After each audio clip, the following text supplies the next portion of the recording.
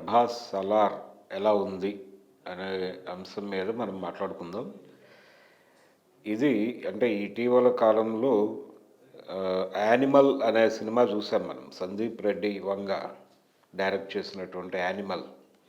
ఆ సినిమాలో ప్రతి క్యారెక్టరు చాలా ఇంటెన్స్‌తో నడుస్తుంది అనే పద్ధతిలో చెబుతూ చాలా ఎక్సెంట్రిక్‌గా బిహేవ్ చేస్తాయి ప్రతి పాత్ర. అంటే ఉన్మాద స్థితిలో బిహేవ్ చేయటం మనం చూసాం. హీరో పాత్ర పర్టిక్యులర్‌గా. అయితే దాదాపు ఈ సినిమాలో కూడా ప్రభాస్ క్యారెక్టరు అదే ధోరణిలో నడుస్తుంది. కాకపోతే దీని వెనకాల ఒక వ్యూహం ఉంటుంది. ఇది కాన్సార్ అనేటువంటి ఒక లిబరేటెడ్ ఏరియాలో జరిగేటువంటి కథ.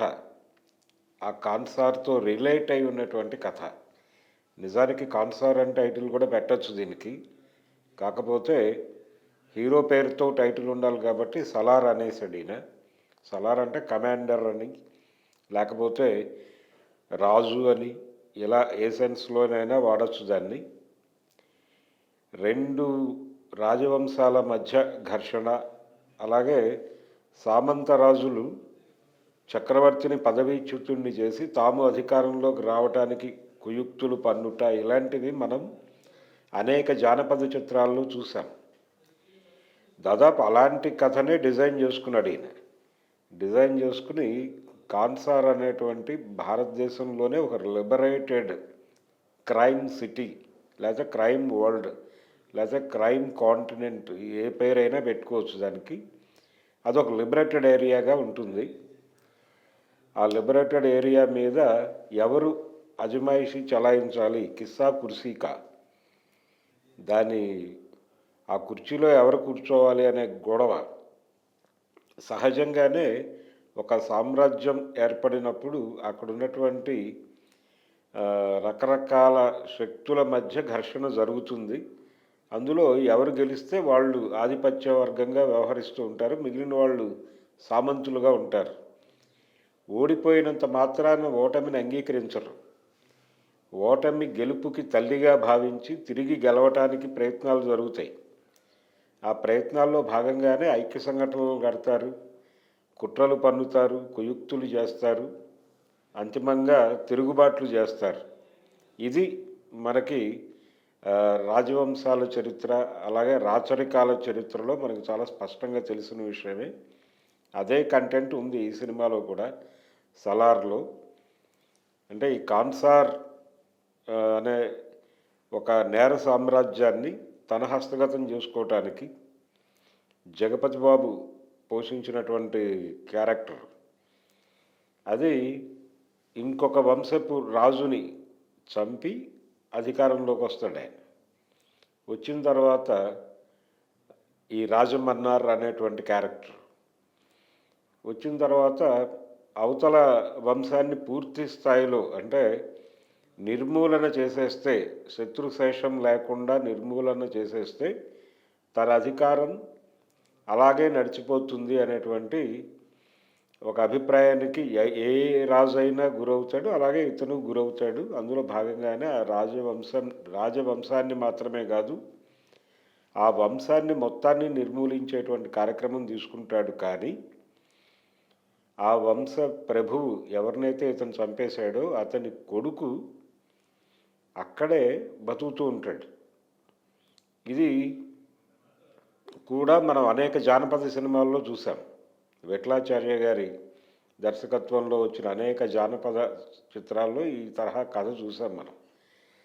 అలా పెరుగుతున్నటువంటి కొడుకుకి, అంటే చనిపోయిన రాజుగారి కొడుకుకి, అలాగే ప్రస్తుత రాజుగారి రెండో భార్య కుమారుడికి మధ్య ఒక స్నేహం కలుస్తుంది.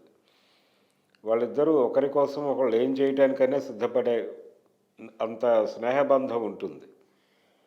అయితే వీళ్ళిద్దరికీ ఎవరు అంటే ఇతనెవరో అతనికి తెలుసు, అతనెవరో ఇతనికి తెలుసు అని డైరెక్టర్ చెప్తాడు, కానీ చివరిలో చెప్పే ప్రయత్నం చేస్తాడు, కానీ తెలుసా తెలియదా అనేది యథమిత్తంగా తేల్చడు.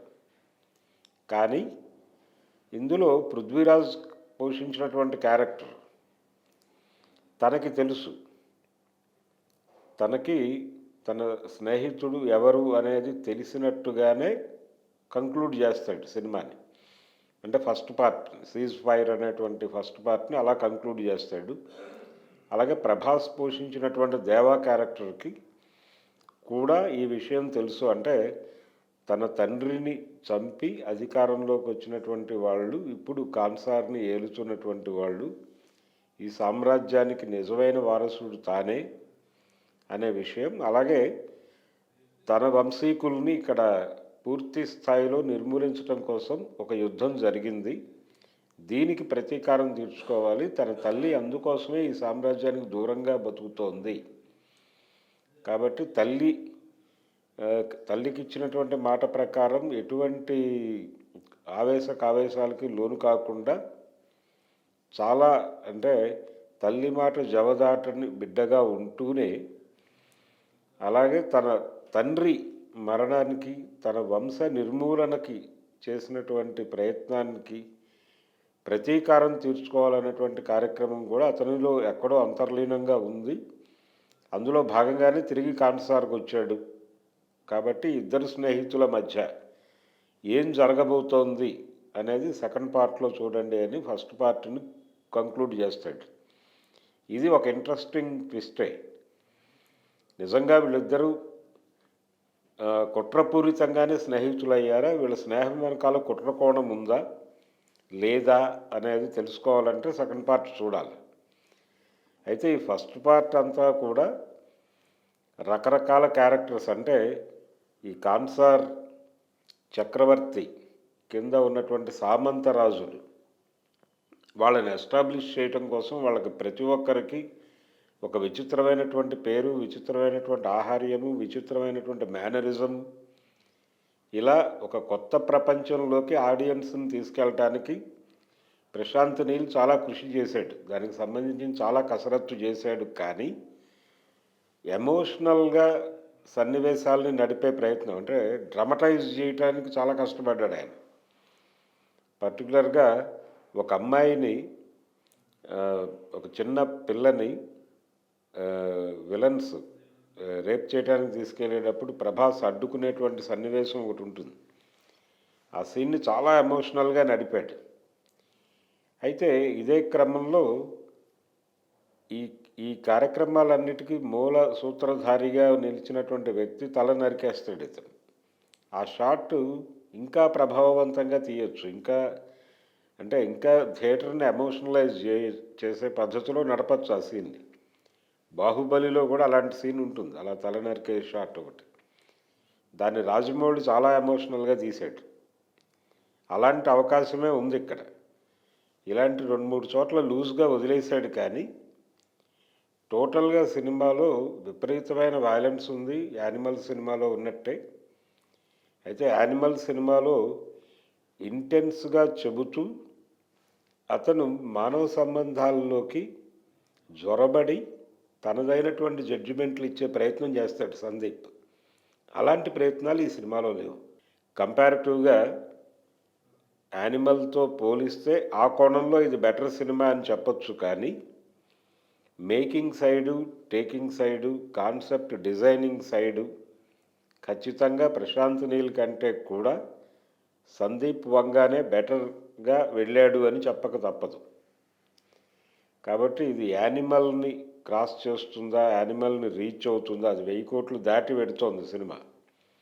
ఇది దాన్ని క్రాస్ చేస్తుందా అనేది, అంటే ప్రశాంత్ నీల్ ఇద్దరికీ పాన్ ఇండియా మార్కెట్లో ఒక మంచి ఇమేజ్ ఉంది. రెండవది ఆల్రెడీ తన రికార్డును బద్దలు కొట్టడం కోసమే ప్రభాస్ ప్రయత్నం చేస్తున్నాడు. ఇతని ప్రయత్నం ఎంతవరకు సఫలీకృతం అవుతుంది అంటే 1500 కోట్లతో ఉన్నటువంటి బాహుబలి రికార్డును కొట్టడం అనేది కార్యక్రమం. దాన్ని ఛేదించగలదా ఈ సినిమా అనేది అయితే కొంత డౌటే.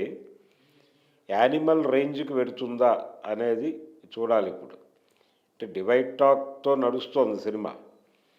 డివైడ్ టాక్తో నడవటానికి కారణం ఏంటంటే ప్రతి సన్నివేశాన్ని చాలా హై లెవెల్లో తీసే ప్రయత్నం చేశాడు అది. అలాగే మ్యూజికల్గా కూడా చాలా ఎమోషనల్గా నడిపే ప్రయత్నం చేశాడు. దీనికి ఫోక్ కంటెంట్ని కూడా బాగానే వాడుకున్నాడు మ్యూజికల్గా. బన్సూర్ అనేటువంటి మ్యూజిక్ డైరెక్టరు ఎన్ని ప్రయత్నాలు జరిగినప్పటికీ ఒక భావోద్వేగాన్ని కలిగించేలాగా అంటే ఆడియన్స్ని ఇన్వాల్వ్ చేసి వాళ్ళల్లో ఆ బాధ పలికించేలాగా కథని నడపటంలో ఎక్కడో లోపం జరిగింది అనేది అనిపిస్తుంది. అంటే మరిన్ని వీడియోస్ కోసం ఛానల్ ని సబ్స్క్రైబ్ చేయండి, లేటెస్ట్ అప్డేట్స్ కోసం వాట్సాప్ ఛానల్ ని ఫాలో చేయండి అండ్ లింక్ డిస్క్రిప్షన్ లో ఉంది.